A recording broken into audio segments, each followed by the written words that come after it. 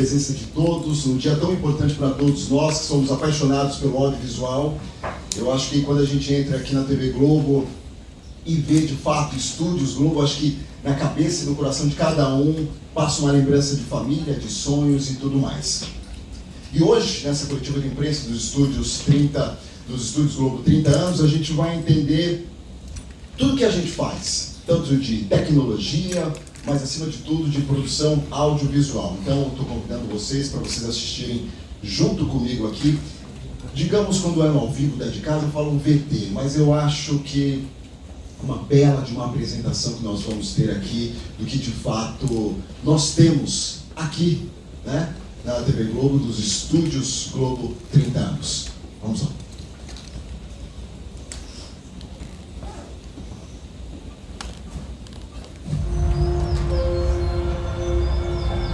A Globo é mais do que tudo uma contadora de histórias. E hoje vamos contar a história dos Estúdios Globo, também conhecido como Fábrica de Sonhos. Chegamos na Fábrica dos Sonhos. Que já me transformou no indiano, no grego, no italiano, que transforma o vazio em sala, em casa, em uma cidade inteira. E de tanto transformar pessoas, lugares e objetos, os Estúdios Globo também se transformam. Eu vou te falar que tá sendo maravilhoso, tá? A gente se transforma o tempo todo. E cresceu muito. É brinquedo não. Piscou, mudou. Você não vai acreditar, o Tony Ramos piscou pra mim. Me deu um olhadão, juro! O que antes era assim, agora tá assim. Ó, o que já foi isso, agora é tudo isso. Porque além de ter virado um dos maiores estúdios do mundo, também somos um dos mais modernos. Mas não é só em tamanho e a tecnologia que o EG Estúdios Globo é referência. Gestão sustentável também. Pois é, aqui a gente produz com cada vez menos impacto ambiental. Porque mais de 99% da energia é renovável e 3% dela é produzida aqui. Que legal! O EG tem estação de reuso de água, coleta da chuva, reaproveitamento de diversos materiais, reciclagem, carros elétricos e frotas abastecidas com biocombustível. Isso, além de ter 65% dos seus mais de 1,7 milhão de metros quadrados cobertos por Mata Atlântica. Quase nada tão bonito na minha vida. O EG está cada dia maior. É aqui que eu vou ficar. E o seu respeito pelo meio ambiente também. Eu tô na Globo! Estúdios Globo, um sonho que não para de crescer.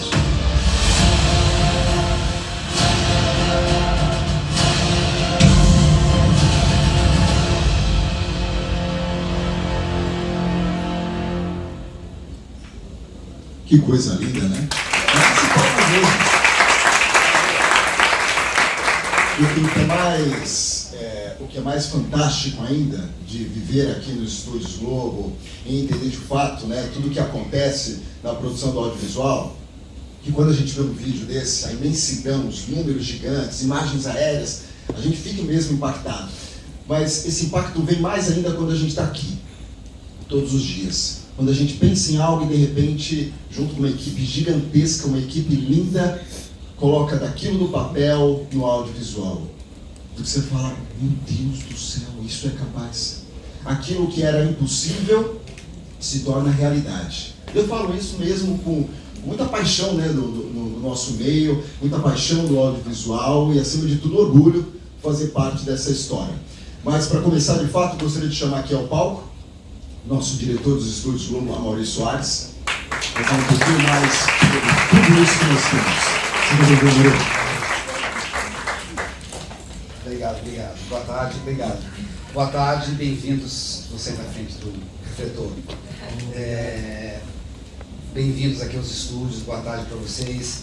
A gente adora receber visita aqui nos estúdios, todo dia tem visita, a gente gosta de mostrar onde a gente trabalha, a gente gosta de mostrar as coisas que a gente faz aqui, a gente é muito exibido com aquilo que a gente produz. E hoje, sobretudo, hoje é dia de aniversário, né? A gente está celebrando os 30 anos dos estúdios desde cedo. A gente acabou de ter a inauguração da Calçada da Fama, não sei se vocês estavam lá, se vocês viram. Para a gente tem muito significado. Tem muito significado inaugurar a estrela da Dona Laura, 98 anos de idade, da Dona Neuza, desses artistas incríveis, do Pitanga, do Tony Ramos. A gente ficou, nós todos, emocionados de ver nossos colegas. Então hoje está sendo um dia muito intenso, assim, de muita emoção para nós. A gente está muito feliz.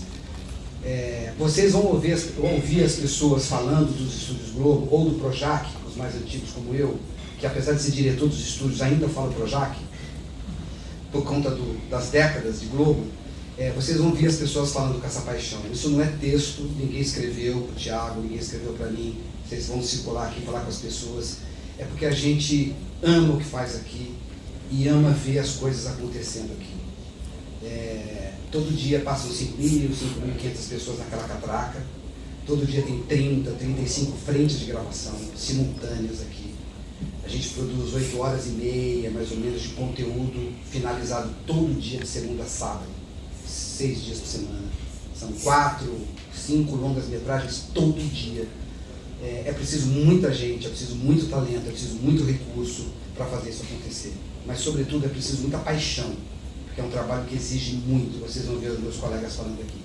Eu estou aqui só para fazer eu sou o homem vinheta hoje, só vou rodar uma vinheta aqui para vocês falarem com o painel que vai estar aqui incrível, para falar uma palavrinha sobre esses 30 anos. Se eu tivesse que sintetizar a essência desses 30 anos, nosso momento de 30 anos, eu acho assim, que é o momento das nossas diversidades. Eu não estou falando só da diversidade na tela, que é a mais visível, que está acontecendo, que é um processo em andamento, que acho que é uma grande conquista de todos nós, como no caso do audiovisual, mas também da sociedade brasileira. Mas eu estou falando de todas as diversidades envolvidas nas nossas prioridades, no trabalho que a gente faz hoje aqui. Como, por exemplo, diversidade de gêneros narrativos. Nós estamos produzindo a dramaturgia longa, a novela, a gente segue produzindo a dramaturgia mais curta, que são as séries, nós começamos a produzir microdramas, nós estamos produzindo novela na vertical para consumo no celular, e a gente está produzindo humor, a gente está produzindo musicais, auditório, reality, variedades, talk show. Então nós ampliamos a nossa diversidade de gêneros narrativos. Nos preparamos para produzir conteúdos para as nossas plataformas em todos os gêneros que elas quiserem, que elas precisarem. Para qualquer demanda do Globoplay, da TV Globo, dos canais pagos, dos portais de internet, nós estamos prontos. Estamos prontos para produzir, então esse é o momento de expansão da diversidade de gêneros narrativos. E também expansão de diversidade de formatos. Né? Nós, o ano passado, começamos a produzir filmes aqui nos estúdios. Produzimos 2 ou 3 filmes. Esse ano serão 9 ou 10, dependendo se vai dar tempo de finalizar ou não. 11 já tem em produção para o ano que vem. Estamos produzindo telefilmes para os canais, para a TV Globo, para o Globoplay, e filmes que vão para o cinema também. Estamos atentos a todos os demais formatos de conteúdo audiovisual. Então é diversidade de gênero narrativo, é diversidade de formato, é diversidade regional. Nós estamos ampliando muito a produção e a coprodução de conteúdos regionais. No ano que vem a gente vai produzir... Cadê a Paula? São 6 ou quantos filmes regionais? 10? 10. Nós vamos produzir 10 filmes fora dos estúdios Globo com as nossas afiliadas. Então, as afiliadas participam do processo de pitching de ideias, a gente seleciona as ideias, a gente recruta produtoras independentes regionais numa coprodução com os estúdios que fazem supervisão artística, e a gente começou com 3, depois 4, depois 6, no ano que vem 10 filmes que a gente vai produzir em Belém, em Porto Alegre, em Natal, João Pessoa, com talentos locais, com produtoras locais, com criadores locais, com roteiristas locais. Isso também faz parte desse movimento de diversidades no plural que eu estou falando para vocês. É muito importante para a gente ter diferentes sotaques. É muito importante contar histórias que vêm de diferentes locais do Brasil. Esses filmes têm um enorme significado para a gente, performam muito bem na grade da TV Globo, nos slots de filme, porque a gente sabe que o brasileiro adora histórias brasileiras. E nós somos a casa das histórias brasileiras. Nós estamos interessados nas histórias brasileiras. Então, só voltando ao que eu estava querendo deixar destacado aqui, esse é o momento das nossas diversidades. E, evidentemente, que inclui uma diversidade enorme de criadores e de realizadores. A diversidade étnico-racial, que é a mais discutida, a gente está vendo a chegada de atores e atrizes negros na tela, mas também uma diversidade geracional, a diversidade por trás das telas, novos autores, novos diretores, de diferentes origens, enriquecendo o nosso potencial, a nossa capacidade criativa. Esses autores de diferentes origens, com diferentes histórias, de diferentes orientações, de diferentes locais do Brasil, eles estão se misturando nas salas de roteiro e isso está gerando uma enorme diversidade de novas ideias. Esse encontro de pessoas diferentes na sala de roteiro, na minha opinião, é a maior inovação que a gente tem nos estúdios Globo hoje e na empresa. Porque pessoas com vivências tão diferentes trazem histórias muito diferentes. E nós estamos interessados em novas histórias. Então é sobre isso, esse momento dos 30 anos. A gente está muito comprometido com a ideia de ver esses estúdios operando, funcionando, criando na sua capacidade máxima, né? É isso que os nossos acionistas nos pediram, é isso que eles esperam de nós, os estúdios Globo na sua capacidade máxima.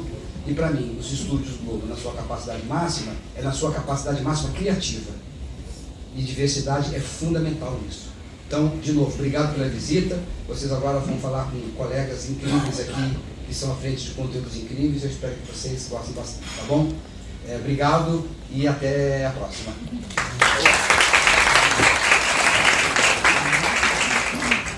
Você já tem o seu. Tá aqui, bonitinho. Eu gostei dessa luz aqui que deu, ficou mais fácil para todos os fotógrafos registrarem aqui o nosso momento. Antes da gente começar, eu chamar aqui os nossos convidados, fazer minha autodescrição aqui. Seu nome é preto, tenho 1,81 m, estou com um sapato preto, uma calça preta, um blazer preto e uma camiseta branca. E eu estou aqui há 12 anos. Existem muitas coisas que a gente escuta, sobretudo os clichês da vida. Vai atrás do seu sonho e busque. Eu, ao invés de falar do clichê, eu uso uma das coisas que mais toca o meu coração, que é eu seguir o meu coração. Desde os meus 12 anos eu falei que eu seria apresentador da TV Globo e hoje estou aqui. Esse dia muito bacana, de 30 anos nos estúdios Globo. E desses 12 anos comecei no esporte, no Sport TV, apresentando Tá Na Área. Apresentei todos os programas de esporte e aí fui convidado para o entretenimento e tenho uma casa aqui nos estúdios Globo. Vocês já foram ao de casa? Que é do tipo, é uma casa real, e lá tudo acontece. Lá é um programa ao vivo, quase 4 horas ao vivo, todo sábado. E é uma das maiores loucuras boas que existem para quem é apaixonado pelo audiovisual, porque tudo acontece ao mesmo tempo, é real, é de verdade. E meu primeiro contato aqui nos estúdios Globo não foi diretamente na casa. Eles estavam no esporte ainda, e aí eu fui convidado para gravar a chamada, a vinheta de fim de ano. Hoje é um novo dia. A hora que eu cheguei aqui, porque até então fazia só o esporte, ali na Barra da Tijuca, e quando eu entrei nos estúdios Globo, primeiro, passou um filme na cabeça, acho que de qualquer um. Mas a maneira como eu fui recepcionado por todos os talentos do vídeo e fora do vídeo, produção, estagiário, diretor, cinegrafistas e tudo mais, só teve a comprovação de tudo aquilo que eu sempre falo, de seguir o coração, de estar no lugar certo e na hora certa. Então, os estúdios Globo, como nós vimos há pouco nessas imagens aqui nesse VT, de ser uma fábrica de sonhos, de fato é. E tudo acontece para valer, né? Nesses 30 anos que os estúdios Globo têm de vivência, de experiência, tira do papel, coloca no audiovisual, para entregar para a família a emoção, a informação, o entretenimento, reflexões do nosso dia a dia. Esse são papéis, é um papel importante da TV Globo, sobretudo com os estúdios Globo, levando a informação e a emoção para a família brasileira. Aí corta para tecnologia. Eu estava conversando com o pessoal, do tipo, quando a gente fala de tecnologia, vocês fotógrafos, vocês que estão com o celular na mão, registrando esse momento, na hora a gente pensa, poxa, a tecnologia no meu bolso aqui, eu consigo mandar foto, já subir no portal, subir numa rede social e tudo mais. Mas o que é a tecnologia nos estúdios Globo? Numa novela, numa série, no entretenimento e tudo mais. Então a gente preparou o VT para mostrar um pouquinho disso que eu estou falando para vocês. Vamos ver.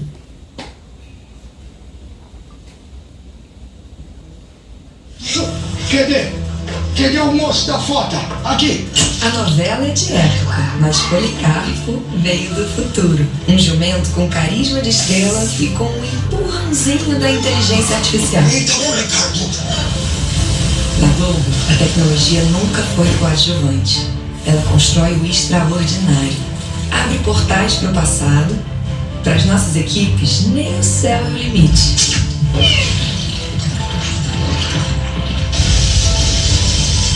Quebramos as regras, mudamos o jogo, o jeito de ver o jogo.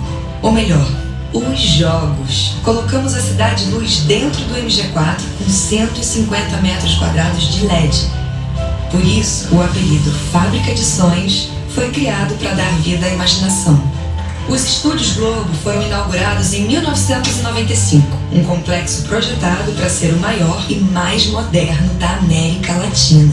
Há 30 anos, quando a TV ainda dependia da antena analógica, o então Projac já fazia a primeira novela digital. E depois de entrar na casa das pessoas por tantos anos, chegou a hora de trazer uma casa inteira para dentro do estúdio, ao vivo, 24 horas por dia. Esta casa é uma arena onde vai acontecer uma batalha por dinheiro, fama e poder.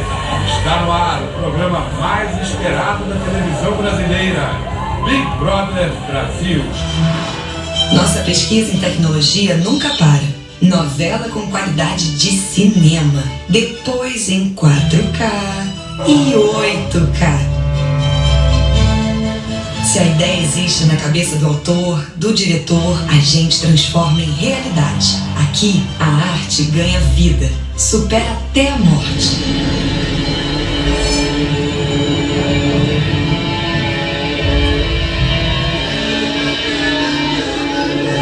São 3 décadas contando histórias com inovação e técnica. E agora, não só na televisão, estamos na telona, no celular, onde o nosso público estiver. E a nossa tecnologia? Essa já está nos esperando lá no futuro.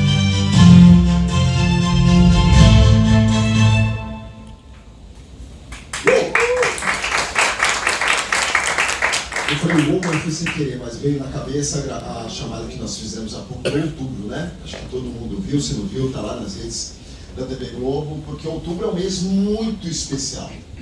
Assim como a Mauri falou há pouco, de todas as novas produções que vão ao ar, de tudo que já foi feito, só dos estúdios Globo são mais de 10 novas produções que a gente vai ver e já está vendo daqui a pouquinho, às 6 horas da tarde, no Globoplay. E aí, para esse painel, gostaria de uma salva de palmas muito calorosa, porque hoje a gente vai ter aqui quem sabe fazer mesmo audiovisual e a gente vai aprender com eles também. Dentro dessas novidades que nós vamos ter em outubro, vamos destacar 3, que a gente começa com a nova novela da TV Globo, 3 Graças, daqui a pouco vai estar aqui, e aí eu chamo, por gentileza, chega mais, Luiz Henrique Rios, está aqui, Luiz, seja muito bem-vindo. Fique à vontade. Fique à vontade, onde você quiser. Deixa eu ir para cá também. E aí eu falei, daqui a pouco teremos um lançamento às 6 horas da tarde, no Globoplay, Vermelho Sangue. A autora Rosane Svartman está chegando aqui. A autora tem uma sensibilidade ímpar com suas palavras. Seja muito bem-vindo, amor. Fique à vontade. À vontade. E uma outra novidade também é Recarne, que Julian está aqui, um autor que só de verdade dos estudos dele, um jovem autor da nova geração, que já tinha o prazer de aprender, trabalhar e assim por diante. E aí tem toda a parte de produção. Quem produz tudo isso? Quem faz? Como é que planeja? Quantos capítulos teremos? Vai ao ar? E tudo mais. Então, o produtor executivo dos estúdios Globo, Lucas Zado, ele cuida de todas as produções de séries e novelas. Lucas, seja muito bem-vindo. E a gente falou de tecnologia.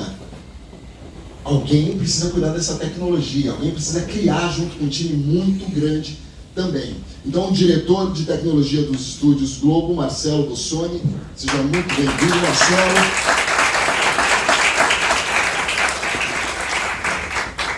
Chega mais, Marcelo, senta aqui no meio e a gente começa... Ué, tá aqui.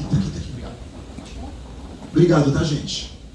O Zé está ansiosa? Eu sei que você já assistiu o primeiro capítulo, todo mundo sabe, mas a coisa é daqui a pouco, né? Às 6 horas da tarde. E tem festa. Aí, ó, todos estão convidados.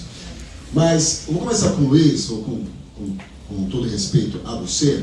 Luiz, a gente viu aí algumas imagens que muitas delas você assinou como diretor.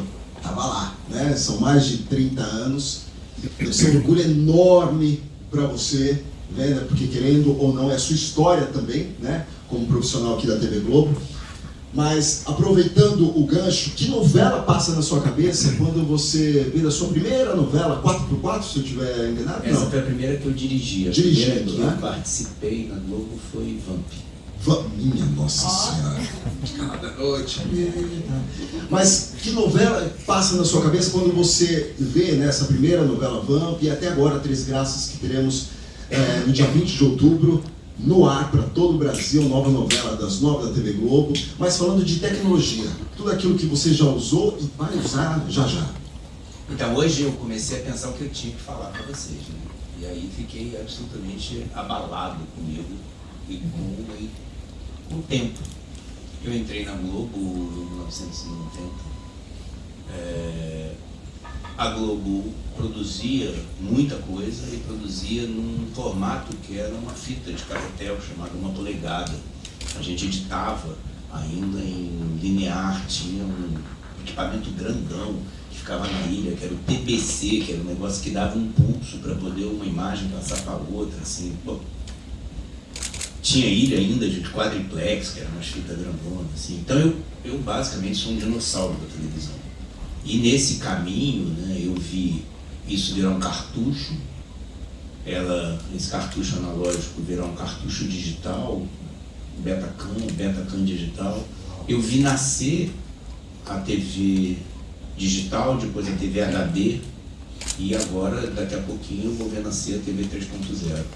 Isso em menos de 35 anos. Pode parecer pouco, fazem 25 que a gente está nos anos 2000, e a TV HD foi em 2007.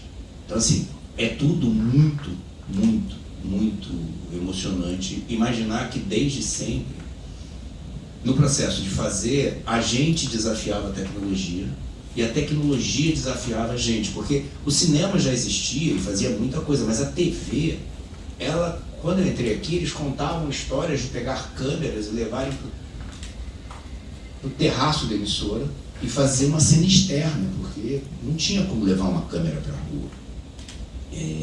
As cidades cenográficas eram caminhões, então era tudo muito. E aos poucos a gente foi desenvolvendo, junto com a tecnologia, uma transformação radical na linguagem do que a gente faz. Eu digo que hoje o que a gente faz não tem nada a ver com a TV que um dia foi feita.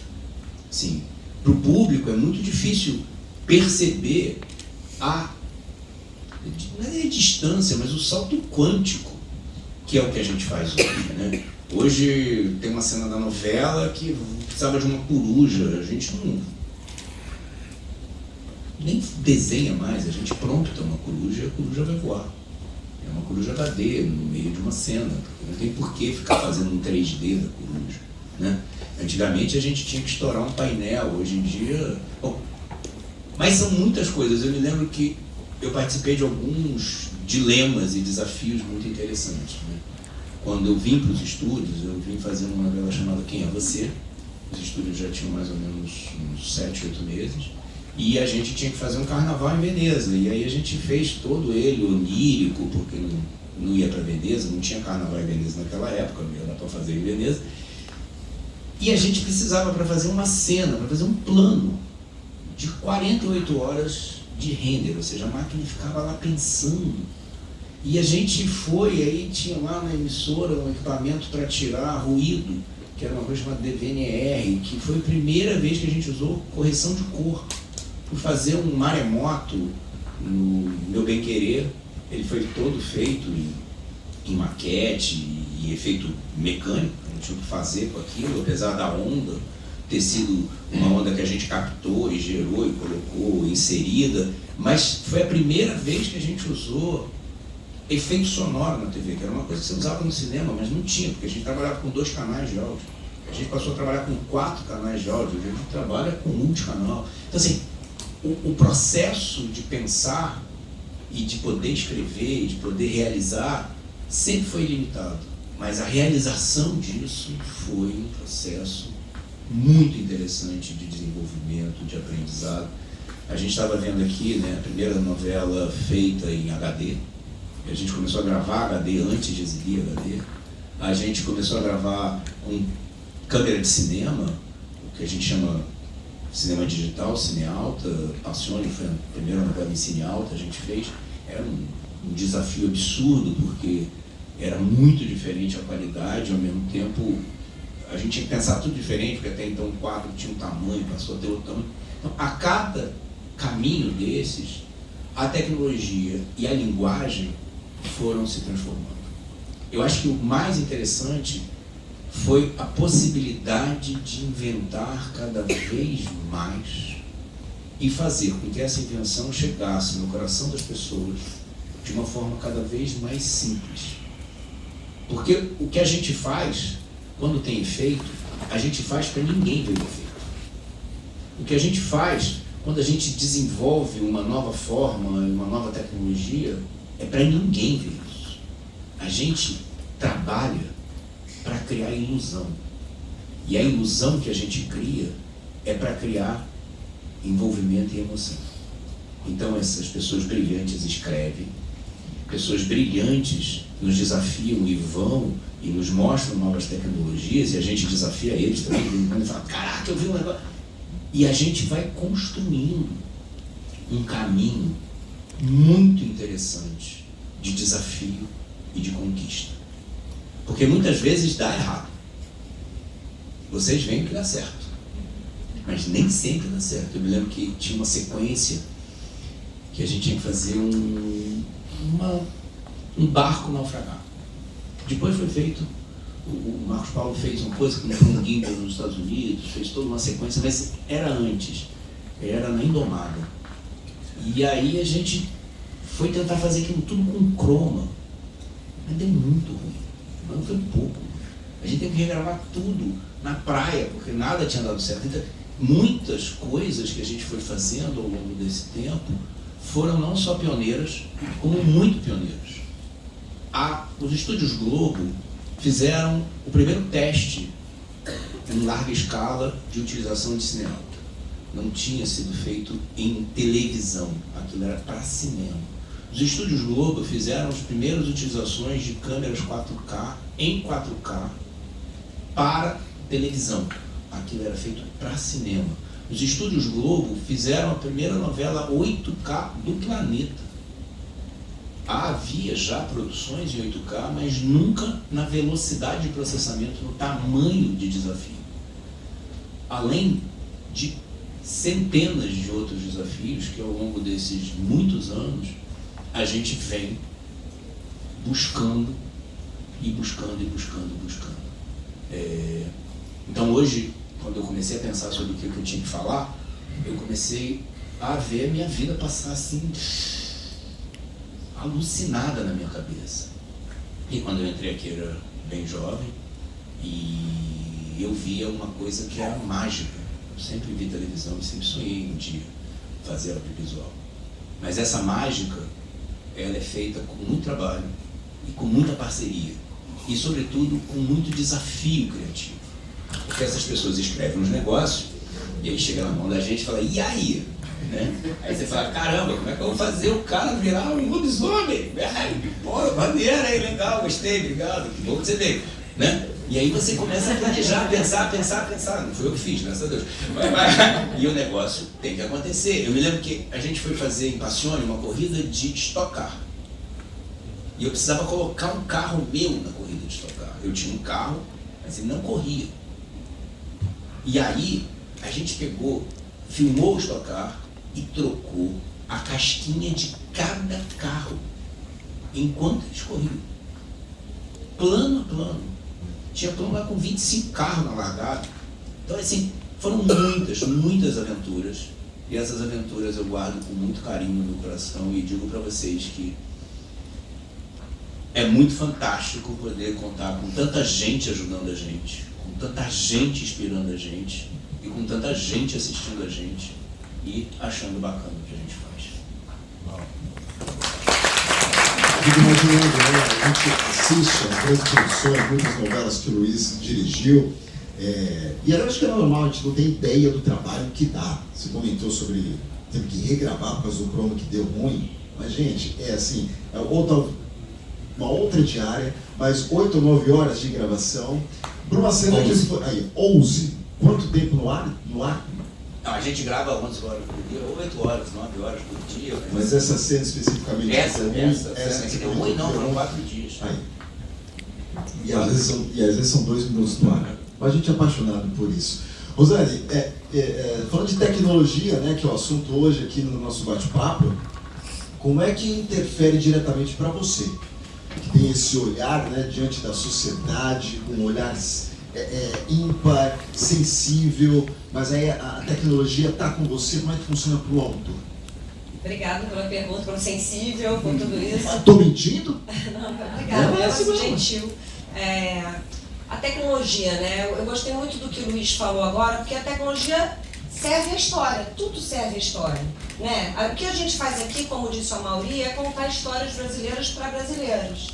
E que eu diria que são histórias brasileiras para brasileiros que muitas vezes invertem o fluxo transnacional de conteúdo.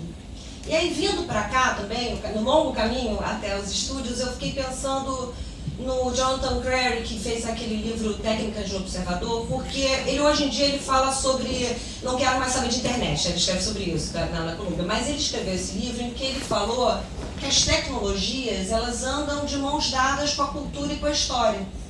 Então ele cita, por exemplo, que as técnicas, a tecnologia para fotografia, câmera obscura, já existia muito antes da sociedade, todo mundo pensar em contar histórias e registrar histórias e momentos com a fotografia. Então eu fiquei pensando nisso e pensando que realmente é um momento histórico-cultural, né, que importa também pra gente quando a gente conta histórias. Porque eu acho que o que a gente vive, né, o espírito da sociedade, é o maior agente transformador dessas histórias, porque elas só interessam se as pessoas quiserem assistir. E elas só vão assistir se aquilo for relevante. Né? E daí a tecnologia, que eu sei que é a estrela do dia, mas eu acho que como tudo começa na página, a tecnologia vem junto. E aí, para falar disso, eu pensei em trazer 2 exemplos, que são exemplos muito importantes. Como vocês sabem, eu matei Tony Ramos. Não, estou brincando. Como vocês sabem, o Abel, vivido pelo ator Tony Ramos, morreu em Dona de Mim. E a gente sabia que isso ia ser um dia muito importante para a história. A gente, eu, a direção, a produção, a tecnologia, todo mundo. E o ritmo de uma novela, enfim, se a gente escreve, se vão ao ar 6 capítulos por semana, a gente escreve 6 capítulos por semana, 6 capítulos por semana são produzidos e pós-produzidos, então, mas essa cena, esse dia, a gente dedicou meses de trabalho para esse dia. Para aquele carro no elevado, o freio que não funcionava, então o Abel ele conseguia, através da parede do túnel, conseguir um atrito que freou o carro, mas aí veio o ônibus e um elevado. E para isso, quando o Alan Peterman falou, vamos fazer uma reunião para isso, porque isso é muito importante, a gente sentou junto, quem escreveu a cena foi o Michel Carvalho, mas a gente sentou junto para pensar onde seria, por que o carro estaria lá, Por que o elevado? Será que era caminho? Como seria? Por quê? Quem estaria no carro? Todos os efeitos necessários. Eu fui ver a gravação foi feita em várias etapas. Então, esse foi um trabalho de meses para um dia, né? Então, eu acho que isso... Por quê? Porque era importante para a história, porque a gente sabia que era um bom momento. A gente viu aqui mais impressionantes, né, dos estúdios. Eu lembro que quando eu entrei aqui pela primeira vez, foi para dirigir, eu tinha acabado de dirigir o Como Ser Solteiro, e me chamaram para dirigir Garota de Programa e Cacete Planeta. Assim, eu tenho isso no meu currículo. E eu lembro que eu olhava e ficava, pode grua? Pode 9 metros? Pode quantos figurantes? Quantos você quer? Mas eu aprendi que tinha que servir a cena, que se eu não usasse, se não fosse importante, que tem um limite. E depois, quando eu voltei, e aí com o Luiz Henrique Rios fazendo Malhação Intensa, eu lembro também, quando eu entrei no estúdio, falei, o quê? 3 câmeras? E ele ficava, só 3 câmeras. Eu, não, 3 câmeras. A gente vai ter uma cidade, sabe? Mas, mais uma vez, sempre com limite, sempre com responsabilidade, sempre sabendo como usar aqueles recursos, porque são recursos finitos, tanto aqui quanto em qualquer obra audiovisual. E o outro exemplo que eu quero dar é o exemplo de... Bom, a gente vai falar mais de Vermelho Sangue, eu vou usar uma ferramenta... Já, mas eu vou usar uma ferramenta de roteiro que chama Setup Payoff, que é quando você planta e colhe, que é o seguinte, Vermelho Sangue, aí depois a gente vai ver o vídeo do making-off. Mas quando a gente sentou com a Patrícia Pedrosa, eu e Cláudia Sardinha, que assina a série comigo, a gente pensou como era importante que esse lobo, que a loba, o lobo-guará e a lobimoça da série, que tivesse um mistério ali, sabe? Como é que aquela cena estava sendo contada? Qual o ponto de vista daquela cena? Quem está vendo aquela cena? Como é que esse lobo, esse mistério, esse efeito poderia estar também na realização e, consequentemente, na tecnologia, fazendo parte dessa realização. Então, eu, por exemplo, quando eu vou ao cinema e alguém fala para mim, olha, o filme é ótimo, a fotografia é linda, eu já sei que o filme não... Né? O filme é ótimo, os efeitos, ganhou o prêmio de efeito, bem, não. Né? Tem que essa pulsão de vida que a história propõe, essa conexão que uma história propõe, ela é o que vem primeiro. Então, foi realmente um desafio pensar e reescrever várias cenas junto com a Patrícia, pensando como fazer, pensando na realização, justamente para que a tecnologia estivesse lá, presente, porque senão essa série não poderia ser feita, mas que ela estivesse ali para contar uma grande história, que eu espero que vocês vejam e gostem. Daqui a pouco a gente vai ver o making-off e eu vou falar mais, né? Porque hoje... Como é que é? Já estreou? Já estreou. Eu às 3 daqui a pouco eu peço pela tecnologia aqui os números, como é que tá o Globo? É brincadeira. Vou querer pra você aqui, né? Juan Julián, autor de Reencarne, que estreia dia 23 de outubro. E aí, na abertura que eu fiz dele, eu brinquei com a sua idade, que é praticamente a idade dos Estúdios Globo. Então, assim, o que os Estúdios Globo representam para você, assim? É engraçado. Olá, gente, tudo bem? Prazer, eu sou o Juan. Eu e os estúdios, a gente nasceu em 95, né? Somos representantes da geração Z. Aqui representatividade da geração Z importa. E assim, eu acho que esse espaço ele gera muito fascínio na mente de todo mundo, do país inteiro. Mas eu moro muito perto aqui dos estúdios, né? Eu sou nascido e criado aqui na Taquara, fica 10 minutinhos daqui. E a minha mãe, ela era motorista e ela trabalhava com a van aqui no ponto da Portaria 2. E em certo período ela chegou a trabalhar fazendo bico como motorista aqui dentro. Então eu escutava muita história sobre esse lugar, assim, essa fábrica de sonhos. E aí imagina, gente, uma criança viada crescendo com avós assistindo telenovela o dia inteiro. Eu lembro que inclusive tinha a novelinha da Angélica, Vamos Voar. E tinha os Cavaleiros do Futuro. Eu era obcecado pelos Cavaleiros do Futuro. Meu sonho era estar aqui, porque na minha cabeça, sei lá, 5, 6 anos eles moravam aqui. Eu queria muito morar em Bambu Luar. Mas apesar dessa proximidade, né, geográfica, simbolicamente era um espaço que me parecia muito distante. Porque por muito tempo, quando você olhava para a tela, ou quando você olhava para os autores, diretores, né, você via, eu não me via nesses espaços, né? E acho que é muito legal que de um tempo para cá a gente vem mudando, né? A TV Globo, o audiovisual, brasileiro vem mudando a sua cara. E, poxa, é muito especial estar aqui do lado da rua. Ao longo desse tempo, eu entrei aqui, eu tinha 25 anos, né? E ao longo desses quase 5 anos, eu tive a oportunidade de colaborar e aprender com grandes mestres, assim, né? A Rosane, eu pude colaborar com ela em Dona de Mim e foi, assim, transformador. E eu lembro que no início de Dona de Mim, acho que você não sabe disso, mas o primeiro personagem que você me deu para escrever foi o Rian, do Lennon. E eu fiquei apavorado, porque era um rapper, e ele estava preso, e tinha uma virilidade naquele personagem. Eu falei, caraca, como eu vou fazer isso? E aí eu mergulhei nesse universo, a gente foi em batalha de rima, pesquisa, fiquei ouvindo Podpah. A Rosane falou, escuta o Podpah pra pegar um pouco da gíria, um pouco da embocadura. E me amarrei com o Rian, assim, escrever o Rian foi uma das grandes surpresas. Também tive a oportunidade de colaborar muito com o Ricardo Linhares, com quem eu pude criar e escrever o Encontro de Vilãs no show de 60 anos. E imagina, gente, para essa criança que cresceu assistindo novela, poder botar a Carminha falando que vão me trocar por influencer, sabe?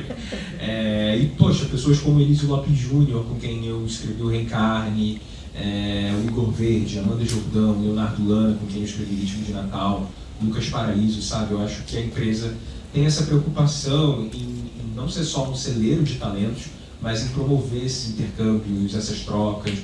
Né? O Cria Globo também, que é uma oficina de formação de autores de telenovelas, que eu participei no ano passado. Então, assim, é um tempo de muito enriquecimento e onde eu pude me encontrar e me desenvolver como autor, principalmente através dessas trocas, sabe? Então, é muito especial estar aqui, é muito, muito feliz. Daqui a 30 anos eu quero voltar nos 60 anos, mas com 2 chihuahuas no braço. Eu estava aqui 30 anos atrás. Poxa, acho bem simbólico esse dia. Não, legal.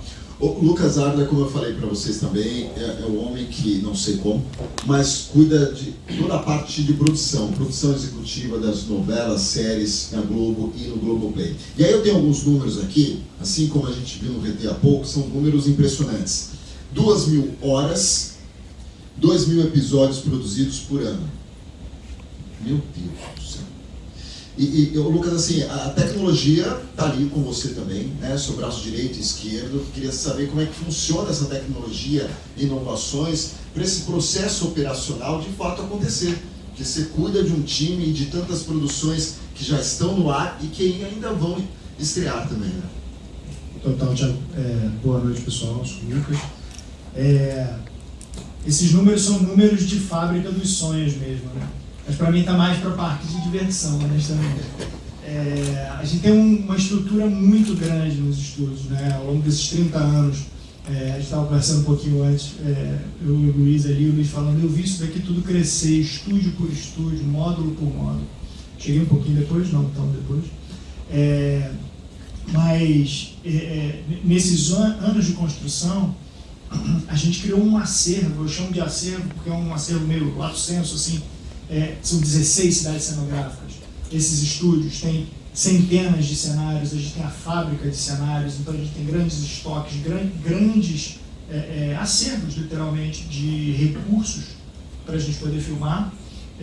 Então esse é um grande ativo dos estúdios, além do encontro de talentos. Assim, queria falar, antes da tecnologia, um pouco sobre isso. É muito gratificante e um grande prazer poder encontrar essa galera aqui todo dia, porque a gente está aqui todo dia e a gente se encontra e troca ideia e pensou numa ideia porque viu o projeto de alguém e aí pensou uma ideia para outro projeto, ou deu uma ideia, ou falou de uma coisa, ou chamou para um cinema, um filme. Esse ambiente de criatividade, de inovação que está todo mundo nesse grande campus, aqui nesse grande site, faz assim, a criatividade florescer muito.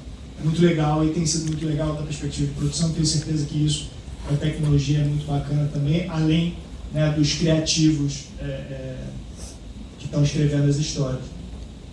Na parte da tecnologia, da perspectiva do produtor, assim, né, como você falou, com essa preocupação de conseguir viabilizar tudo, realizar tudo, essa quantidade enorme de horas que a gente coloca no ar todo ano, acho que a gente tem um olhar de se preocupar com a vocação de cada uma das ferramentas que é colocada à nossa disposição.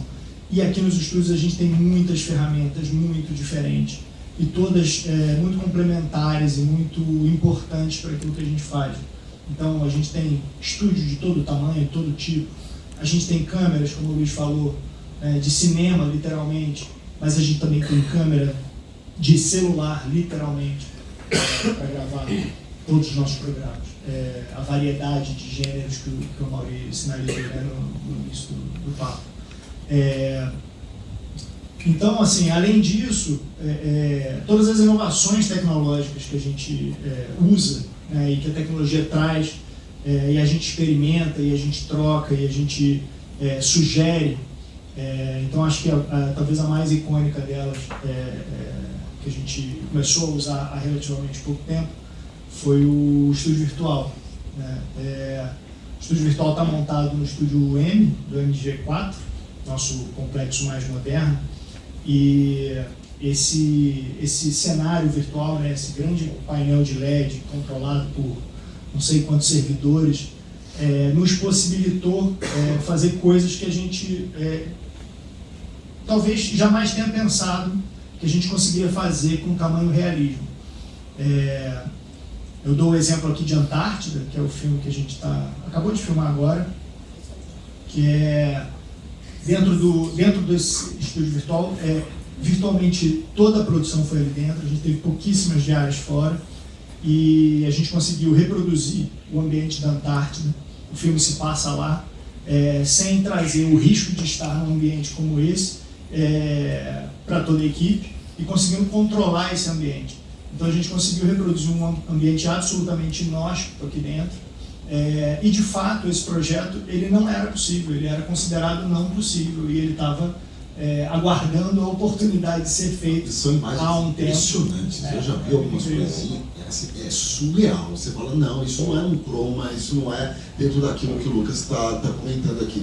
Assim, você sente lá de fato que os atores, toda a equipe... Você sente até frio.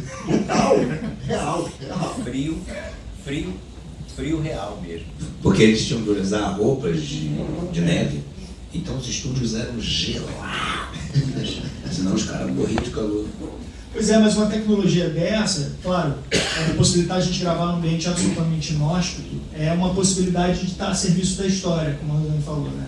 É uma possibilidade de abrir uma porta para uma história que merece ser contada, que estava guardada com a gente e que, graças a essa tecnologia, pôde ser contada. Além desse recurso do estúdio virtual, a gente vê o estúdio virtual todo dia. Quem está assistindo Vale Tudo vê o estúdio virtual todo dia. A sala do Odete Roitman não tem a grandiosidade, a complexidade, né, de um filme na Antártida, mas serve a história. E esse é o nosso norte sempre, assim, a tecnologia servindo a história. A gente está aqui, todo mundo, para contar essas histórias. Então, a sala do Odete, por que a gente criou aquela sala daquela forma? Porque é a Odete Roitman, ela estava acima de todos. Então, a gente precisava ter clareza de que no ambiente dela não tinha nada acima dela. E ali a gente vê toda a cidade, abaixo dela. Então, isso comunica, isso conta a história da Odete. Enfim, outras várias produções que a gente já pôde fazer lá. Lembro de Mar do Sertão, que a gente pôde trazer alguns ambientes para cá para dentro. Coisas que a gente não conseguiria fazer, né? Normalmente a gente faz uma grande viagem no início da produção, uma viagem no sertão. A gente conseguiu, e a gente tem procurado fazer esse tipo de captação de grandes ambientes, de viagem, para a gente poder ter aqui dentro e poder revisitar ao longo da novela, que é alguma coisa que, por questões práticas, a gente não consegue tanto, né? Viajar com os nossos atores, enfim, a produção é muito grande, o volume de entrega é muito grande, então os tempos de viagem não ficam compatíveis. Então, quando a gente consegue trazer a locação para cá para dentro, é muito legal.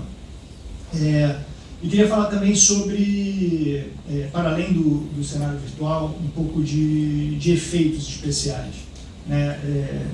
A Rosane citou o acidente do Abel, e eu acho que ele é um grande exemplo de evolução tecnológica a serviço da história, claro, porque o acidente, quem viu, é absolutamente incrível, mas a serviço dos contadores de história também, na medida em que da maneira que a gente fez esse acidente, e eu nem contei isso para a Rosana, mas eu estou usando ele um pouco como benchmark para capitanear uma mudança de processo dentro dos nossos efeitos, na medida em que a gente, claro, teve dublês, teve o que a gente chama de precision driver lá, fazendo a pilotagem dos carros, mas quem viu o acidente, o carro raspa na parede do túnel, e o carro, de fato, não precisou raspar na parede do túnel, ele não capotou daquela forma, não foi um capotamento com o motorista dentro, a gente virou o carro sem o motorista dentro, a gente posicionou o carro, depois a queda no precipício, não é spoiler não, mas já foi lá. Tudo certo. E a queda no precipício, também toda virtual, naturalmente, então realmente a gente, graças à tecnologia, pôde contar a história desse jeito e pôde também fazer um processo mais adequado para quem está envolvido no processo, né? Quando a gente pode fazer uma sequência como essa sem colocar absolutamente ninguém em risco, claro que a gente nunca coloca em risco, mas na medida em que eu preciso de uma preparação de um carro para que ele capote o carro, né, que ele capote o carro de fato, é muito gratificante, porque a gente consegue o resultado que a gente precisa e as equipes ficam seguras e satisfeitas. Muito legal. Tudo que você está apontando, eu fico imaginando, né, como se fosse um ilustra, esses bastidores, porque o bastidor é algo que todo mundo se apaixona, né? Tipo, como é que faz isso? E como está sendo feito para aquilo que está no ar, tanto da Globo, Globoplay e assim por diante. Ô, Sônia, você cuida de absolutamente tudo disso, de tudo isso que a gente está comentando. A sua responsabilidade, o seu trabalho. E aí o Luiz comentou sobre o ar-condicionado estar ali no talo e tal. Eu lembro de tempos atrás, não sei se hoje, mas quando o ar-condicionado estava geladaço, eu falava, culpa da tecnologia, porque equipamento é caríssimo. Você deve escutar isso sempre. Mas conta pra gente, assim, marcos tecnológicos importantes dos estúdios Globo desses 30 anos e alguns que, assim, o antes e depois, sabe? Você e sua equipe montaram, pensaram, e falaram assim, não, a partir de agora vai ser desta outra forma. Só um recap, assim, desses 30 anos. Boa tarde para todo mundo.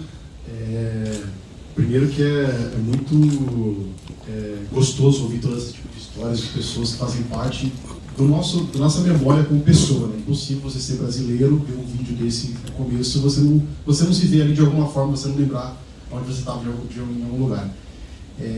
Acho que o primeiro ponto que eu queria falar é que, todos eles falaram aqui, é que talvez uma das chaves do sucesso que virou a Globo, e os estúdios Globo tem uma parte importante nesse sucesso, é que talvez a gente nunca tenha separado muito bem a técnica da arte. Acho que sempre a gente esteve muito junto. Então, existe criatividade dentro dos grupos técnicos, né? Há muita criatividade ali dentro. Não tem uma separação onde começa a arte, onde começa a técnica. Existe muita técnica dentro do lado criativo. Os diretores conhecem tecnologia, os autores conhecem, os produtores. Aliás, o Lucas começou a carreira dele em tecnologia. Então, acho que essa junção e essa mistura de técnica e de arte talvez seja um dos principais segredos. Eu acho que a gente tem marcos importantes, como a gente viu no vídeo, e que são marcos, como o Luiz comentou, onde a tecnologia ela é claramente percebida. Nossa primeira novela digital, em 95, a primeira novela HD, a primeira novela HD TV em 2007, Duas Caras, ela vem quase 3, 4 anos antes do HD TV ser popularizado no Brasil. Começou a transmissão, 10 mil pessoas, 50 mil pessoas, ela passou a ser popularizada, a Globo já estava com toda a sua grade em HD TV. Então, acho que a gente tem quase uma obsessão por inovação, a gente é obcecado por procurar coisa nova e obcecado por fazer o que ninguém fez ainda. Então, sempre começar antes de todo mundo nos garante que quando isso virar popular, a gente já está pronto para fazer. Seu papel é estar no futuro, então. É quase isso, assim, no futuro. Ver benchmark no mercado, e a gente entender como o mercado está trabalhando, e a gente olhar muito para fora, se provocar o tempo inteiro, por que não, por que não. Quando a gente faz a primeira nossa série Dupla Identidade em 4K lá, em 2012, o 4K era uma realidade do cinema, e alguma coisa assim, ninguém se falava em 4K na televisão. Aliás, até hoje a televisão em si, aberta, não transmite 4K. E ainda assim, todas as nossas novelas, toda a dramaturgia inteira da Globo já está em 4K. porque o ano que vem, quando a gente estrear o TV Mais no Brasil, já estamos prontos para transmitir em 4K para todo o Brasil. Então a gente antecipa a tendência, a gente discute junto ao mercado para a gente conseguir estar o mais próximo da realidade o mais rápido possível. Né? Quando a gente faz o primeiro capítulo de Pantanal em 8K, a gente nem fala ainda em quando o 8K estará disponível na casa das pessoas em ampla escala, mas ainda assim a gente resolveu fazer o primeiro episódio em 8K, fizemos a primeira série 100% 8K no ano passado. Então são lugares onde são marcos dos Estúdios Globo que a gente tem a marca da tecnologia aparecendo. Mas ela é extremamente importante, talvez mais importante, quando ela não aparece, quando o Luiz comentou. E aí acho que o papel da tecnologia em viabilizar coisas que não seriam viáveis sem a tecnologia, que acho que é a maior paixão, talvez, nossa, né? A maior obsessão que a gente tem. Então quando a Rosane traz, cara, eu não conseguiria fazer Vermelho Sangue sem aqueles efeitos visuais, sem aquela técnica implantada, é para isso que a gente serve, né? Quando hoje tem um Antártida aqui, desde o começo, tipo, cara, como nós vamos fazer isso? Ainda com produção virtual era extremamente desafiador, como vamos mandar uma equipe lá para a Antártida e tal, e viabilizar o filme, produzir num lugar que seria impossível a gente produzir, esse é o papel e esse é o marketing de tecnologia. Quando a gente tem um estúdio olímpico de Paris que passou aqui, que ganhou o prêmio, inclusive reconhecido pelo COI, seria impossível a Globo ter um país na Torre Eiffel durante as Olimpíadas. Nós tivemos, porque a tecnologia viabilizou isso. Então, eu acho que nós temos um papel de viabilizar coisas que são impossíveis de serem viabilizadas normalmente, que trazem os marcos tão importantes quanto o HD, o 4K, o 8K. E acho que mais recentemente, acho que a gente começa a caminhar para alguns marcos importantes. A gente viu aqui o Burro e o Policarpo. Para quem lembra da primeira novela, Eita Mundo Bom, o Burro ele já era um personagem, mas ele não contracenava com o elenco, né? E agora, em Eita Mundo Melhor, o Burro contracena. O Burro é quase um elenco ali participando da história. Isso só é viável pelo uso de inteligência artificial. Então acho que também a gente vive um boom de inteligência artificial, e todo mundo falando de inteligência artificial, e a gente está muito preocupado. Primeiro que assim, inteligência artificial para a gente ele é um assunto muito sério. A gente tem parâmetros, regras internas de como utilizar. O ser humano ele é sempre fundamental, ele é sempre o tomador da decisão para qualquer frente que a gente vá com a inteligência artificial. E a gente está muito pouco preocupado quanto a inteligência artificial vai substituir ou não os papéis. A gente está muito preocupado da inteligência artificial viabilizar coisas que não são viáveis hoje sem inteligência artificial. Então não seria viável fazermos uma novela e o Burrinho do Policarpo aparecer tanto na novela, com tantas feições na sua face, se não fosse inteligência artificial. Seria impossível a gente pensar em efeitos visuais de novela, preparar fundos e preparar planos sem o uso de inteligência artificial para a gente conseguir fazer isso de uma forma rápida. Seria impossível hoje a gente estar com todas as nossas novelas em Dolby Atmos no ar, que é o áudio imersivo, disponível para o público, sem uso de inteligência artificial, porque o processo de novela não viabilizaria o tempo para fazer isso. Então, a inteligência artificial para a gente ela é uma chave importante para a gente viabilizar coisas que hoje não são viáveis. E para fechar, apesar de toda essa grandes disrupções, vamos chamar assim, ou grandes inovações tecnológicas implantadas nos últimos anos, eu acho que tem uma coisa que talvez para mim, e falando de dramaturgia Globo, e este site é um grande responsável por isso, para mim a grande disrupção que existe, ela funciona talvez há mais de 50 anos, não é uma tecnologia. O Amaury falou aqui no começo que a gente faz 7, 8 longas-metragens todos os dias, né? E não tem ninguém no mundo que faz isso. E se a gente faz aqui 3 novelas inéditas todos os dias, é porque a gente foi capaz de implantar um processo criativo entre autor, diretor, produção, tecnologia. Isso funciona de uma forma em que a gente consegue entregar as 3 novelas inéditas todos os dias, 6 dias na semana, durante o ano inteiro, por uma junção de fatores que, independe se a gente fez o analógico, o HD, o 4K, o 8K, todas elas são entregues todos os dias, um capítulo por dia. Então acho que a gente tem uma essência, uma forma de fazer que ela é vencedora, independente da tecnologia que você vai agregando nesse formato para a gente conseguir contar essas histórias. Então para mim isso, e aí a gente vê, existem milhares de bons produtores de conteúdo no mundo, mas o que esse site é capaz de produzir dramaturgia anualmente e na forma e na velocidade com que a gente produz é absolutamente inovador há quase 50 anos. E essa entrega com excelência, né? Não é só porque tem todos esses números que nós destacamos há pouco, mas todas as entregas têm excelência. Já foi, mulher. Vermelho Sangue já está estourando. E eu quero ouvir agora, para falar de fato mesmo, essa estreia que foi agora, 6 horas da tarde, há 30 minutos. Como é que foi desenvolver, escrever, alinhado com tecnologia? Agora sim. Porque acho que é natural que você faz lembra do início da sua história, da sua carreira, onde você, enfim, com o seu dom, com aquilo que você colocava no papel e alguém traduzia e colocava no vídeo, no audiovisual, não tinha essa tecnologia que hoje tem. Então, ela te ajuda a desenvolver um personagem, um enredo. Como é que funciona a tecnologia quando você vai escrever, como você escreveu Vermelho Sangue? Obrigada pela pergunta. Eu vou para Vermelho Sangue de novo, né? E usar exemplos concretos, né? Eu acho que histórias são contadas, né? Histórias de vampiros existem há centenas de anos. De lobisomens também. A questão é sempre o ponto de vista, frescor. Todas as histórias já foram contadas, né, gente? A questão é o ponto de vista, o frescor. O que a gente pode trazer de diferente que tem uma relação com esse momento histórico-cultural, com a atualidade, com o espírito da época. E Vermelho Sangue veio um desafio, né? Eu sou uma pessoa que eu consumo muito histórias de terror, não sabe que a gente fala com figurinha, histórias de terror, fantasia, ficção científica, de Vampiros do Düsseldorf, do Fritz Lang, passando pelo Bram Stoker, né, Drácula de Bram Stoker, do Coppola, e agora, né, o maravilhoso Sinners, do Ian Coogler, e fui viciada em True Blood, estava fumando na Amazônia e ficava baixando True Blood para ver. E também, enfim, sei lá, o lobisomem americano, né, em Londres, eu consumo, para mim são narrativas que eu posso escapar do mundo, mas também refletir sobre o mundo, porque ao longo de todas essas décadas, ao longo de todos esses anos, a pergunta sempre é quem é o monstro? E a resposta muda, né? O porquê? Por quê? Quem é o monstro, né? E aí vou voltar para Vermelho Sangue. Mas tinha um desafio que era, bom, você que escreve novela, que faz filme, que faz série, você quer fazer uma série desse conteúdo que você ama tanto? E aí, várias estratégias. A primeira é como é que a gente conta uma história brasileira, porque esse foi o desafio. Bom, a gente não tem vampiros, mas a gente tem lobisomens na nossa cultura.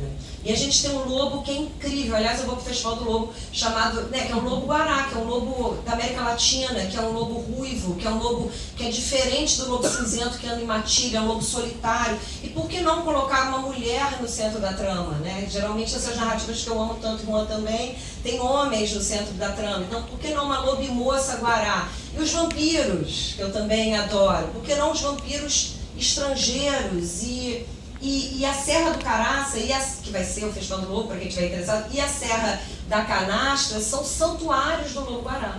E eu descobri ao longo do caminho da pesquisa, Cláudia Sardinha, e daqui a pouco eu vou falar também da equipe toda de roteiro e pesquisa, que, por exemplo, o código genético do lobo foi decodificado por 2 cientistas americanos, estrangeiros. Então, a ideia dos vampiros serem estrangeiros, a ideia de como todas essas narrativas trazer os grandes temas do nosso momento para uma narrativa de terror, de fantasia, de ficção científica, era natural.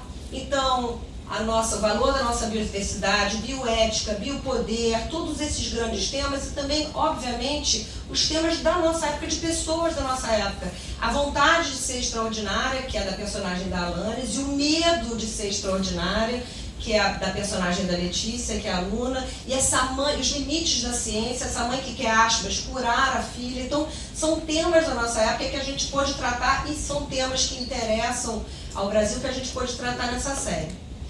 E como trazer a grandiosidade da Serra da Canastra para a série? Indo filmar lá, claro, com tecnologia, com câmeras, com equipamento, e também trazendo a Serra da Canastra aqui para os estúdios, para cenas de efeito, para cenas da torre, que vocês vão ver, que, enfim, tem um mosteiro que fica na Serra do Caraça, mas reproduzir aqui para... Vocês vão ver daqui a pouco no make-off, mais uma vez plantando da colher, que tem uma extensão estética mesmo da maquiagem, na transformação da Luna, nos vampiros todos. Então toda essa tecnologia está mais uma vez a serviço daquela pulsão de vida que a história tem que ter. Porque eu gosto de mergulhar nesses mundos e acreditar que eu posso me apaixonar por aquele vampiro, por aquela lobimoça, né? Tem uma verossimilhança que essas histórias todas propõem pra gente, porque enquanto a gente está vendo, a gente se identifica com a história, a gente tem essa fruição, a gente entra nesses personagens, a gente entra nessas histórias e é o que a gente faz aqui, né? Criar universos. A gente cria universos. E de mãos dadas com a tecnologia, com a produção, com a direção e com a criação. E o outro desafio dessa série e eu acho que a Mauri falou disso na abertura, então vou pegar o gancho dele para falar aqui, é pensar sempre, a gente estava falando lá atrás também, né, Juan, nos meus limites como criadora. Nos meus limites, até onde, e ter escuta, e ser permeável. E para isso, eu sempre me cerco na criação de pessoas de gerações diferentes, experiências diferentes, trajetórias diferentes, que é a sala de roteiro do Vermelho Sangue, que vocês vão conhecer. Quem vai ficar para a festa vai conhecer daqui a pouco, apresentando todo mundo que vai estar lá, que é a Isabela Aquino, a Karine Martins, o Bruno Ribeiro, o João Ademir, a Cláudia Sardinha assina comigo, e a Cláudia, é muito bom porque eu conheci a Cláudia porque a professora dela da universidade falou, tem uma aluna genial. E foi como eu conheci a Cláudia, e depois a gente fez tantas coisas juntas, e a gente teve a pesquisa, que eu chamo a zeladora do código, porque a gente, né, quem faz série desse gênero sabe que o código é importante, foi a Rafa Leite, a gente teve como pesquisadora a Eduarda Azevedo, e a gente teve 2 consultores importantíssimos, o Rogério Cunha, do Amigo do Lobo, que é por isso que eu vou no Festival do Lobo, que é o nosso biólogo que dedica sua vida ao lobo-guará, e a Raquel Boy, que é uma geneticista, uma cientista maravilhosa, que foi quem junto com a gente pensou como seria essa mutação genética que originou a lobimoça-guará. E eu acho realmente que a tecnologia é fundamental justamente nesse mergulho dessa história, sabe? E nessa... Eu sou muito apaixonada por contar histórias, eu sempre falo que é isso que eu faço. Seja em qualquer mídia, em qualquer... Enfim, como eu falei, né, novela, já escrevi para teatro, já fiz ARC, que eu não sei quem fez isso, jogo de realidade alternada, uma coisa bem específica, RPG e websérie, e eu acho que poder contar essa história de Vermelho Sangue, e Reencarne, todas as histórias que a gente conta aqui, testar fronteiras, né?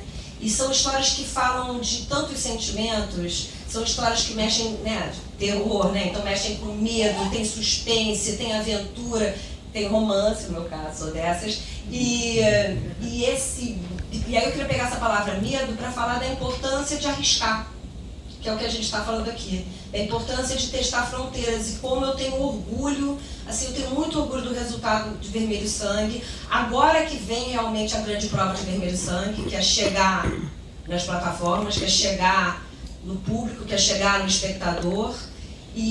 Mas eu tenho, assim, realmente, quando eu vejo tanto orgulho da qualidade da série, como ela ficou e do resultado, e eu tenho a plena consciência que, eu sempre puxo essa sardinha, mas que começou na página, mas que envolveu o trabalho de realmente centenas de pessoas apaixonadas por criar universos e contar histórias. A gente sente, né? É. Tudo que ela põe a mão, a gente fica lá assistindo. Porque é conexão humana, mas tudo, é isso que tem em comum. É o que a gente falou de inteligência artificial, e que bom que você foi tão cuidadoso em falar disso, porque é uma coisa que gera medo, ainda mais nos criadores, mas eu acho que é isso que a inteligência artificial ajudou bastante, vocês vão ver na maquiagem e na extensão da estética, mas o que a gente faz aqui, sabe, esse criar histórias é sobre conexão humana. Exato. E para mim é isso que realmente importa. Essa conexão que acontece quando eu vejo, assim, tem vários filmes e séries que eu amo, mas quando eu vejo e viajo nessas séries, sabe? Tem uma coisa ali muito especial que acontece, e isso só, né, humanos para humanos. Então vamos viajar um pouquinho agora? Põe na tela pra gente, por favor.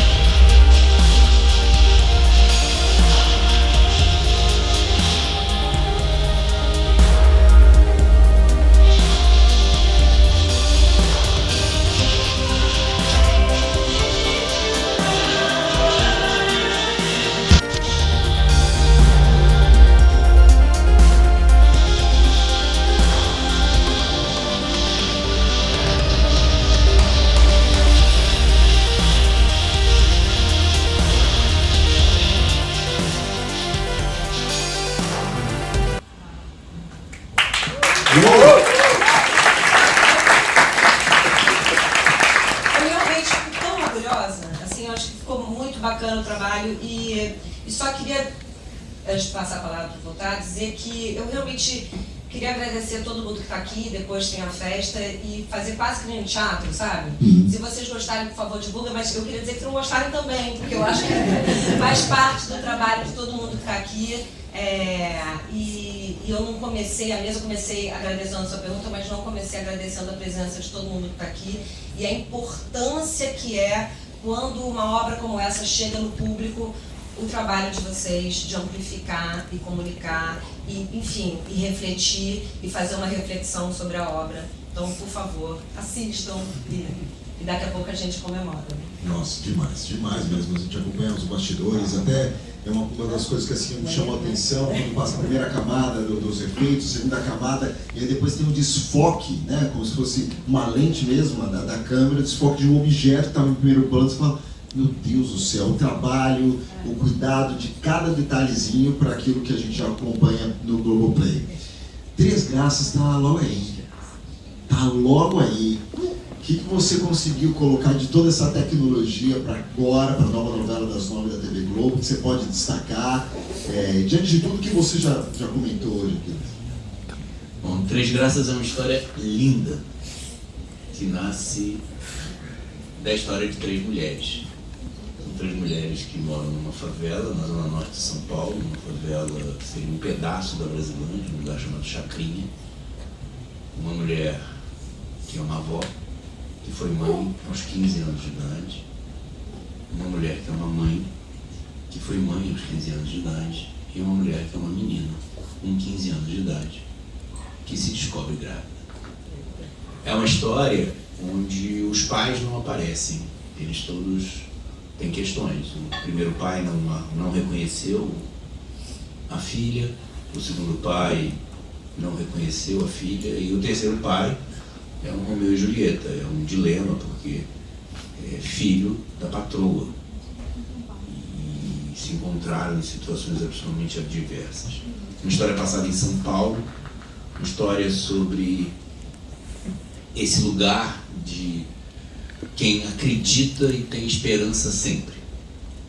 De pessoas que vivem vicissitudes, mas que vivem na alegria e que são basicamente aquilo que somos nós brasileiros. Pessoas que acreditam que vão dar conta de dar certo, fazer dar certo. Essa é a história que a gente vai contar a partir de agora, 20 de outubro. É uma história muito linda, uma história muito humana, muito verdadeira, muito próxima. É uma novela mesmo, assim. Sabe o que é isso? Assim, novela é aquela história que você põe no ar, que você fala de muitos temas, mas que, sobretudo, você fala de muitas pessoas. E essas pessoas passam a ser íntimas dos outros. E a partir dessa intimidade, há um negócio simbiótico que é transformar algo que acontece na TV em algo que acontece no dia a dia do cotidiano de um país. Isso é uma coisa muito mágica e muito rica. Isso é uma coisa que a gente aqui vem fazendo há 60 anos. Três Graças, ela é uma novela muito simples, se a gente for pensar como novela. Não é uma novela de efeitos, não é uma novela é uma novela sobre o cotidiano. E é uma novela que está em São Paulo, mas é feita aqui. Então a gente foi lá, a gente gravou um tanto lá, mas a gente traz um tanto de São Paulo para cá. A gente tem, a novela tem de um lado essa comunidade, essa favela, e do outro lado os bairros ricos de São Paulo. Então a gente tem a Casa da Arlinda, que é a nossa antagonista, que está na Aclimação. E a Aclimação é um bairro em São Paulo muito específico, porque ele é basicamente um bairro cercado de cidade por todos os lados. É um bairro que não cresceu. É um bairro alto, é um bairro misto. É um bairro que, inclusive, tem um zoneamento restrito. Está do lado de um parque, que é uma floresta, que é o Parque da Aclimação. E é um bairro muito tradicional, muito antigo, ali pertinho do centro, pertinho do Ipiranga. Ali. E a gente traz essa cidade para cá e a gente cerca essa cidade desse São Paulo. É uma cidade que respira esse lugar. Ao mesmo tempo, a gente tem lá os ricos, os milionários, né? O Ferretti tem uma fundação que está lá nos Itains, lá nas beirinhas da vida, assim como ele tem uma casa muito linda ali no fim da Faria Lima, na beira da Marginal Pinheiros ali. E isso tudo a gente traz porque a gente pode compor, mas hoje em dia, por exemplo, a gente não tem só virtualidade num estúdio. A gente monta cenários no estúdio, no MG4, que são os estúdios grandes, os novos, e a gente trabalha com grandes painéis de LED que projetam a cidade através da casa. Então você vai para São Paulo, o cara abre a porta e você vê São Paulo. Então essa busca não é de construir realidade, é de construir fantasia. O mais legal que eu acho que a gente usa na tecnologia é que a tecnologia aqui é para construir fantasia. Seja uma fantasia mágica como o vermelho, seja uma fantasia mítica como Rinkai, seja uma fantasia mais real como Três Graças. E aí a gente usa muitas coisas, assim, a gente tem muitas composições tecnológicas, né?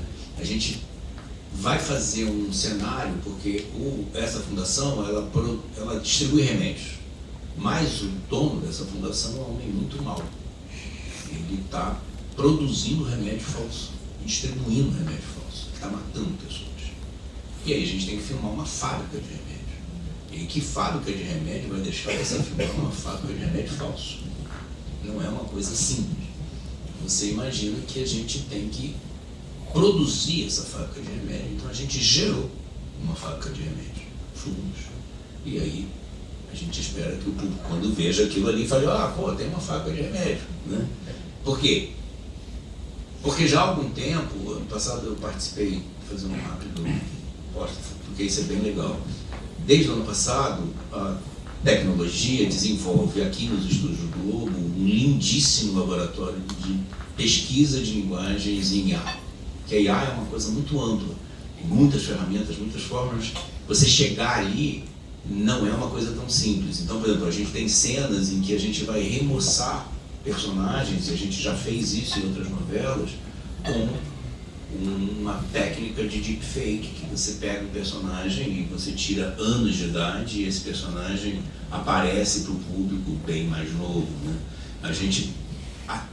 Então, assim, eu acho que o tempo todo, e isso é muito legal, o que a gente faz para contar a história é, de alguma maneira, apagar a tecnologia, que é muito, muito potente, para que o público não veja a tecnologia, seja numa transformação de uma lobo-moça, seja numa novela mais real, é você poder conectar as pessoas com a história sem que as pessoas percebam que elas estão vendo um processo tão complexo. Porque fazer o audiovisual é um processo muito complexo. A gente, né, trabalha todo dia muito perto do criador, do produtor, da tecnologia, mas numa forma que eu diria que é quase que campeã, que é numa forma de colaboração permanente. Assim, tudo que a gente faz aqui, a gente faz junto. O ator, a técnica, o diretor, o criador, o produtor, todos nós trabalhamos num processo profundamente tecnológico. Não só nessa tecnologia, como o Bolsonaro estava falando, né, a tecnologia do audiovisual, da câmera, da lente, a gente usa lente, a gente usa, mas sobretudo uma tecnologia de fazer. Acho que a gente desenvolveu ao longo dos 60 anos da Globo, e sobretudo nos 30 anos desses estúdios, é uma tecnologia muito potente de construir uma forma de fazer que é muito própria. Muita gente produz audiovisual no planeta, mas a associação que a gente faz aqui todo dia, esse processo de pensar, fazer, desenvolver e chegar no resultado que a gente chega, de entregar o produto que a gente entrega, esse é um processo basicamente único. Porque a gente associa tudo que tem de mais moderno com a coisa que tem de mais antiga na humanidade, que somos nós humanos. É sobre isso. É sobre um monte de gente trabalhando junto numa paixão absurda, fazendo algo e sempre aprendendo. Eu estava agora há pouco lá, fechando um capítulo, e aí assim, para a gente fazer um capítulo, a gente grava, mas antes de gravar a gente lê, depois de ler a gente planeja, depois de planejar a gente vai lá e organiza, aí realiza, a gente grava aquilo, vira uma imagem. Estava falando para vocês das fitas, hoje em dia é tudo digital, né? Não vê nada, em alguns momentos é cartão, em outros é paperless e vai direto dos estúdios, direto dos servidores. Aí você monta aquilo, aquela montagem distribui para 5, 6, 7, 8, 9, 10, 15 processos simultâneos. Aquilo tudo volta para um lugar, de repente você tem um capítulo e tem um trabalho cotidiano, diário, no caso de Três Graças, de aproximadamente 220 pessoas. E se juntar os caras da limpeza, os motoristas que ajudaram, a gente está falando de mais ou menos as pessoas que montam cenários, 250 pessoas por dia. Do início ao fim do processo. Isso é tecnologia. E usando cada vez mais pensamento. E a inteligência artificial é um pensamento. É uma forma de estruturar. Nesse laboratório da tecnologia sobre inteligência artificial, não é só a ferramenta que a gente testa, são novos modelos de pensar que a gente testa. Por quê? Porque a gente, como disse Rô, a gente está no nosso tempo. E quem está vendo a gente também está no nosso tempo. Então, quando você entrega um produto que você pensa, nessa última novela, por exemplo, a gente fez muitos talk shows com o telefone, porque isso dá uma velocidade, permite que a gente vá a lugares e formas que a gente não poderia ir com a câmera, porque você chega lá com uma câmera, para tudo, né? Você chega lá com um telefone, você interfere, você bota 10 figurantes no meio da Paulista, no domingo da Paulista, você grava o domingo da Paulista. Você não para o domingo da Paulista. Então, essa forma de pensar o novo e usar aquilo que acontece, aquilo que está presente no tempo, é fundamental para o que a gente faz. E eu estou falando isso porque Três Graças é sobre isso. Três Graças é sobre pessoas que vivem numa cidade múltipla, muito múltipla, pessoas múltiplas, enfrentando um desafio muito cotidiano, que é basicamente como todos nós. Todos nós acordamos. Temos que dar um jeito grande de passar um corre absurdo. Acreditamos que vamos voltar para casa, poder encontrar outras pessoas que amamos, dormir e acordar de novo. Isso é a coisa mais pulsante que tem. E aí, no meio disso tudo, é uma novela sobre o bem e o mal. E aí, nesse caso, não é uma novela sobre a moral do bom ou do bem, é a moral do mal ou do ruim. É sobre quanto vale a vida.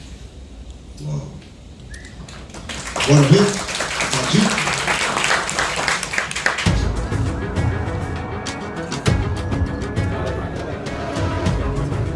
E com vocês, o homenageado dessa noite, Santiago Ferretti.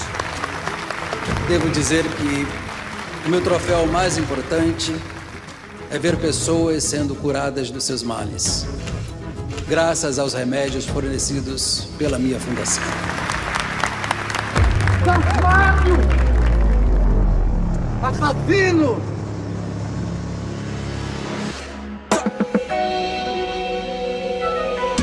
Mina de diamante, na favela de onde cresci, os menor que tem o dom do funk da bola. Isso aqui é uma casa só de mulheres. Sempre foi assim. Nós três. As três Maria das Graças. Uma cuida da outra. É isso. Você já tomou seus remédios controlados? O melhor que eu faço é continuar esse tratamento e ter fé. Sei que Deus vai me abençoar, a melhora vai chegar, quem me dera. Já pode comemorar. A senhora vai ser avó. 15 anos. Joel era uma criança. Aconteceu mesmo com a minha mãe. minha avó. Elas lutaram tanto pra que não acontecesse a mesma coisa comigo, e agora? Bom dia, dona Arminda. Eu já tô chegando, tá? Gerlúcia, você tem 10 minutos pra chegar aqui. Isso é uma ordem.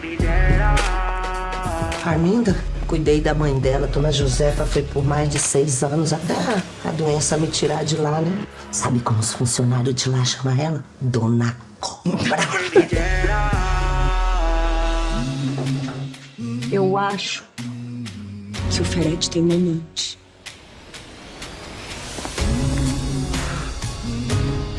Amante.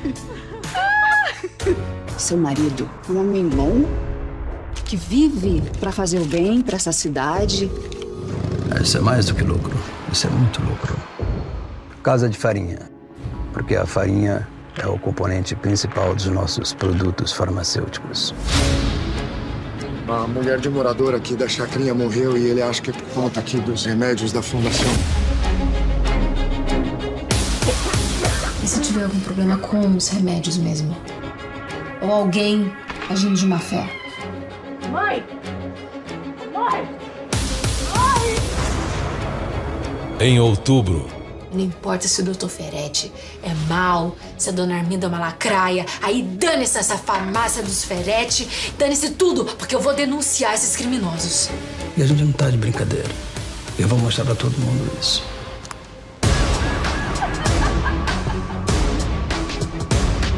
A nova novela das 9, do vencedor do Emmy, Aguinaldo Silva. Eu vou lutar até denunciar eles, você pode ter certeza disso. 3 Graças.